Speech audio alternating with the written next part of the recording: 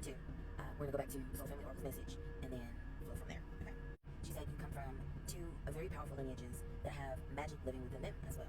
She said that these lines have cultivated their gifts through culture, the land, the villages that they grew up in, and that they raised their families and their environment. She said even though you may not yet know where your magic comes from, you can sense that it comes from somewhere deeper, more than just an awareness, right? She said you can feel a pull, like a connection to something, and you can get a sense that there's something different about the magic that's in you. She said that's because the two lineages that you come from practice very different types of magic, but both of esoteric wisdom. She said your mother holds a very cosmic, esoteric gift, and your father holds a very grounded and rooted gift. She said your family may have been like a blended family of different races and different cultures, and you have become the blend of the magic from both races.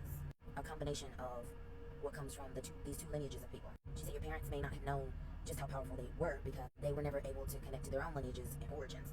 Like I told you guys, there were a lot of things that weren't said in my family. But she said so they had to adapt to the environment around them, which created boundaries that didn't allow them to truly explore their magical natures. She said, but you are the one that has become so enlightened and aware and able to tap in and unlock these gifts. She said the path of enlightenment is allowing you to unlock the true magic that is within you. She said you are the unique production of these two distinct energies coming together. She said the way that you will express your magic or do marries the two energies in an even more powerful way, a symbiotic blend of the two. She said your magic has a very powerful effect and brings about change and transformation. She said they literally came together to create you. And I'm gonna put a pin in her message right there so that I can give you a little more detail on me. So remember I was telling you how I was so connected to like magic and fairy tales and things like that growing up, right? I want to add a trigger warning because some of what I'm about to tell you may trigger some people, so be forewarned. For a long time, I didn't really know my father, right? Like I told you guys, I was really young when they split up, and there came a point when, he came back around. But I remember the shift when that happened. At that time, I didn't really think too much into it, but I just knew that there was something different, and I figured it was just because, there was this person around. But prior to him showing up, we just kind of had a normal life, and as an adult, me and my mom, and as an adult thinking back on that particular part of my life before he came back, I'm realizing that there was a protection there because I personally was unaware of who he was, and ain't no telling, what my mom had to go through to get away from him at the time. I'm sure I get a sense that there was some sort of blocking and cloaking that happened when the two of them split up. And so again, those first primitive years, it was just normal life, it was just me and her.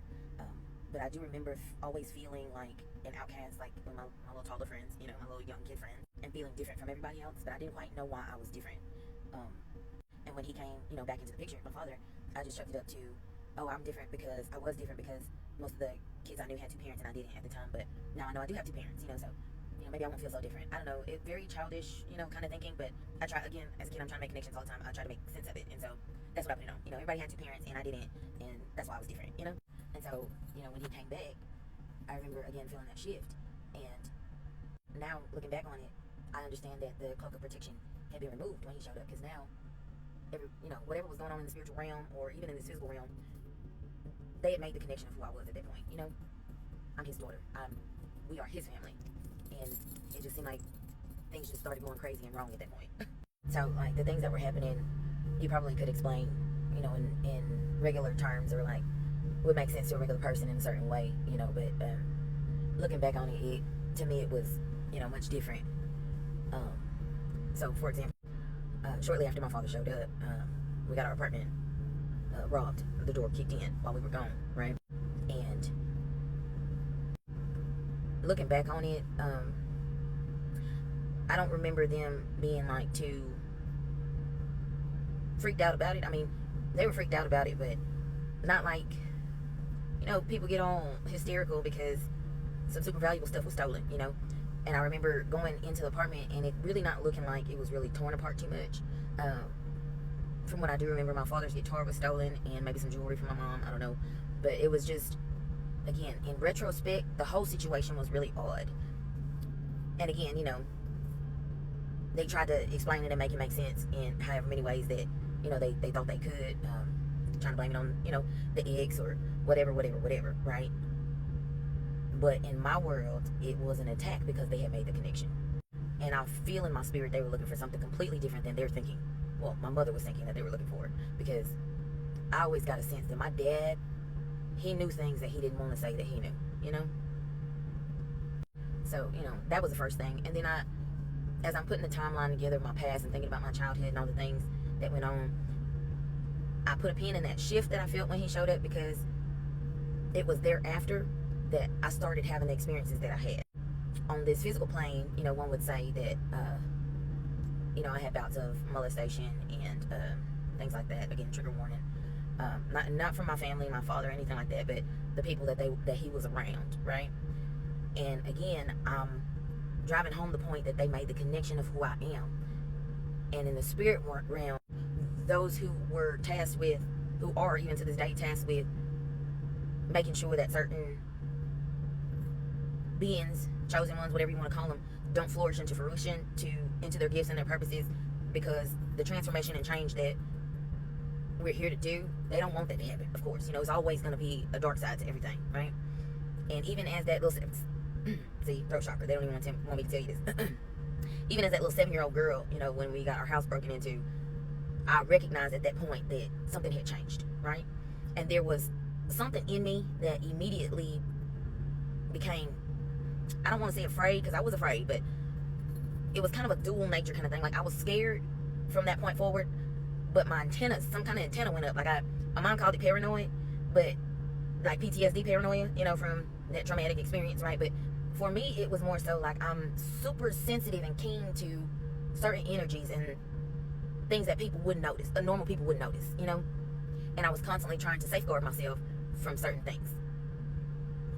So, when I talk about the energy of being attacked and the energy changing when my father showed up, they're trying to keep me from saying these things. There were multiple instances where boys and men would attack me, kind of. I mean, not kind of, just, they would attack me, okay? And looking back on it, they all had like a same kind of energy about them. It was as if this same spirit was on all of them, right? And I remember my father taking me to see one of his friends, and she had a son, name start with a Z. I'm not going to name the name, but he had a friend as well, maybe his cousin or something, I don't know. Name start with an E. And I was supposed to go over there, go to the pool with them and, play with them while my father visited his friend. And I did, but instead of going to the pool, they coerced me into, going to the E guy's house, and they attacked me there. But, going through therapy and everything, I was made to put the label on it that I was molested, right? But thinking back on it, that same energy was on them, and it wasn't like they really were trying to, how can I put that? It was like they were trying to see inside of me. I know that's probably not gonna make any sense to anybody, but so Z held my arms down and E held my legs down, and it was like E was like trying to see inside of me, like they were trying to get in me, and Z was like looking, like trying to, almost like, did you find it, kind of looking, what I remember, that's how it was. And I was on this table, and I remember this bright light being above me, and I couldn't, again, in that sleep paralysis kind of thing, like I just felt like I was aware of what was happening around me, but I couldn't move, right?